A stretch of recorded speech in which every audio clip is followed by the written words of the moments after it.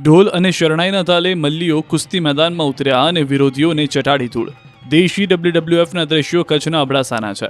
અબડાસા તાલુકાના રાતા તળાવ ગામે 450 વર્ષ પ્રાચીન આશાપુરા મંદિર મધ્યે 31મા પાટોત્સવમાં હિન્દુ મુસ્લિમ ભાઈચારો એટલે કે માનવતાના મેળાના ભાગરૂપે રમાતી બખલમ લાકડાની રમતમાં કોમી એકતાનો રંગ દેખાયો. પાંજરાપોળ ખાતે કચ્છી WWFમાં બખ મલખડોમાં 200થી વધારે મલ્લીઓએ કચ્છની દેશી કુસ્તી સ્પર્ધામાં ભાગ લીધો.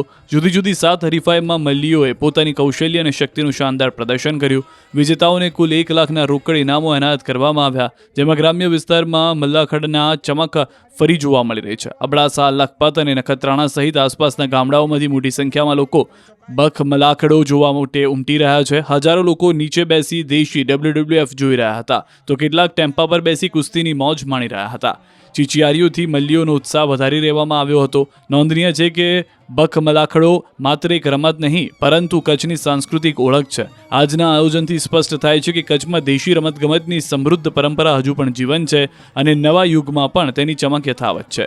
આ કચ્છી રમતમાં ફક્ત બળ જ નહીં પણ બુદ્ધિ કૌશલ્ય પણ એટલું જ જરૂરી છે. QR કોડ સ્કેન કરો અને ડાઉનલોડ કરો ન્યૂઝ 18 એપ. મેળવો ગુજરાત અને દેશ દુનિયાની પળે પળની અપડેટ્સ.